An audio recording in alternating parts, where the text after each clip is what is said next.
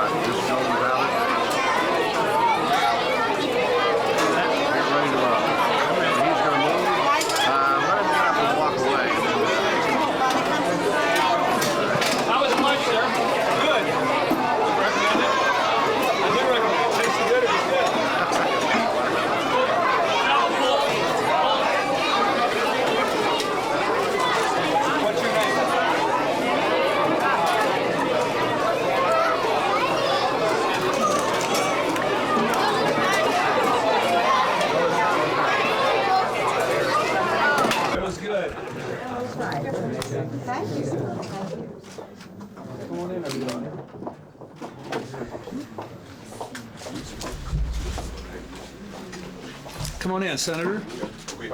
Yeah, well, the kids might all come over and stand with me. I see, there's names on Yeah, you've got your names here, I think. Here, come on, kids. You all come over and stand with me. Let everybody find a seat first. Then if we got any more seats, you can sit down. Otherwise, here, stand over there. Rosalind, yeah, you do that. You stand right there. That's good.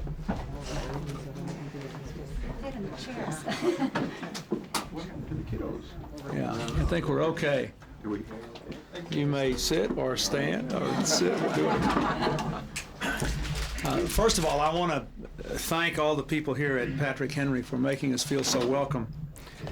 I thank Principal Lila England for making me feel right at home here, and these 5 young students who have been terrific. They took me to lunch today and introduced me to some of their classmates. We played Where's Waldo and had a great lunch, and I thank them for that. I want to thank Senator Robb and Congressman Moran for coming with me, and of course our distinguished Secretary of Education, Dick Riley, and Ellen Haas, the Undersecretary of Agriculture for Food, Nutrition, and Consumer Services. Mayor Tyser, we're glad to be here in your community. Thank you.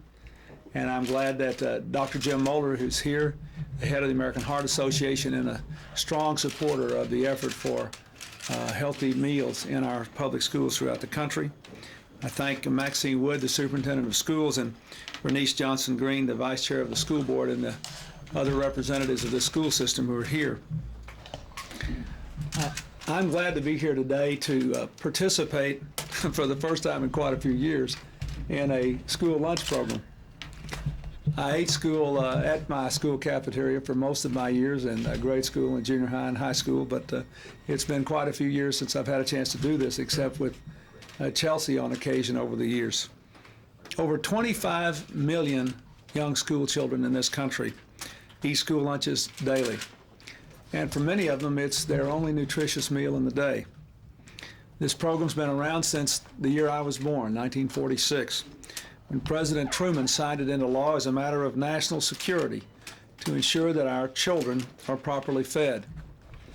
For 50 years, this program has had strong bipartisan support.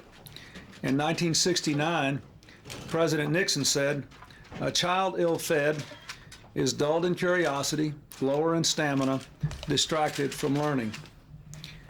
I received a letter from a woman from California who said, and I quote, "I'm glad there were free and reduced lunches for children, otherwise my kids would have starved."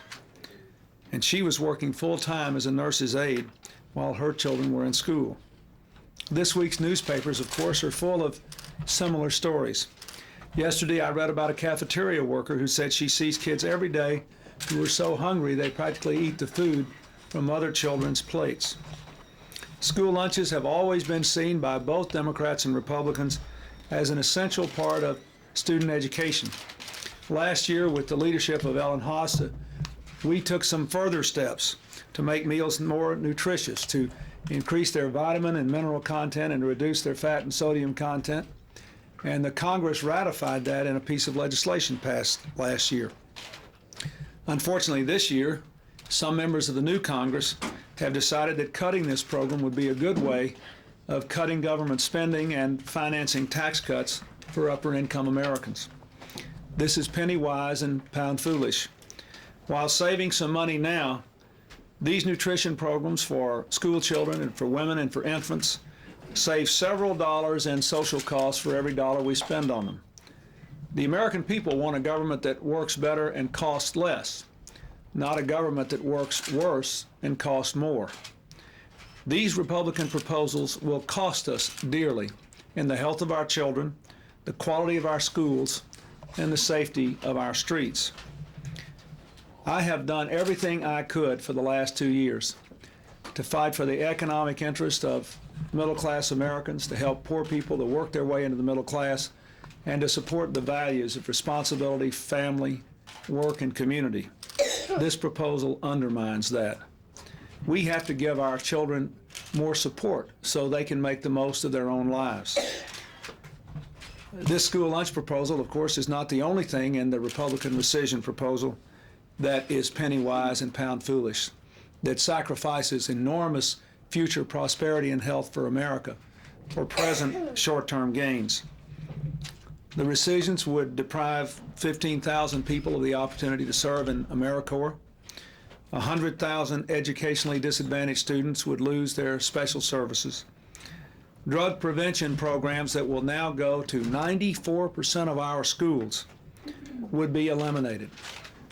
Drug prevention funds that go for security measures for police officers and for education and prevention efforts would be eliminated. And of course, 1.2 million summer job opportunities for young people would be eliminated. This is hardly what I call putting people first. This will advance not the economic interest of the middle class. It will not restore the American dream. It will not help the poor to work their way into prosperity. It will simply achieve some short-term gains in order to finance either spending cuts or tax cuts to upper-income Americans. I know we have to reduce the deficit. Last year, with the help of Senator Robb and Congressman Moran, in 1993, we cut the deficit by $600 billion. I've given Congress $144 billion in further budget cuts. I will work with them to find more, but not in the area of education or health or nutrition for our children and our future. We ought to be here expanding opportunity, not restricting it. So let me say again to Patrick Henry, to the school leaders, and most of all to these fine students, you have given me and Senator Robb and Congressman Moran and Dr. Mueller a wonderful experience. And you have also helped once again to tell the American people that the school lunch program should not be put on the chopping block. Let's go out there, let's defend it, let's keep it, let's invest more in education and find other ways to cut the deficit. Thank you very much.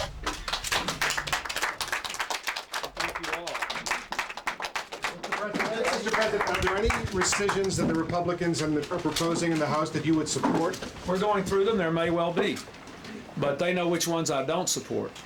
And you know, let me just say, we're about to move into the debate on the line item veto, which gives us a permanent mechanism to get rescissions, if you will, every year. And if they will pass a line item veto, I'll work with them. We'll cut spending, and we'll continue to reduce this deficit. But we don't need to reduce our investment in education and child health, in medical research and technology, and in efforts to keep people off drugs and protect our children and our schools from the drug problem.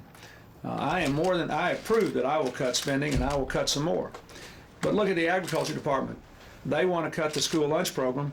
We close 1,200 agriculture department offices instead. That's the kind of decisions we need to make, and we'll make the right decisions if we'll work together. And I think I speak for all of us here in saying that there is a way to restore our country's fiscal health and still support our children and our future. That's what we're committed to. Thank you. Good job. Thanks, Ellen. Thanks, Doctor. Thank you so much for letting us come to your school. Mayor, we're honored to be here. Thank you. Come to the Birchmere again. Thank you. Oh, I love that. Barbara came in to see me the other day, too. Really? Thanks. Good show.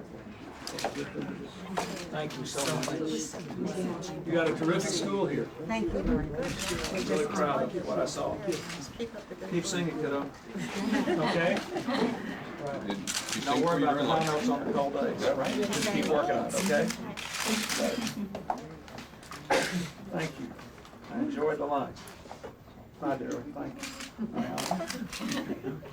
I think you'd be a good leader. You just stay after it. They're going to have essays all the way through high school on that. That's great.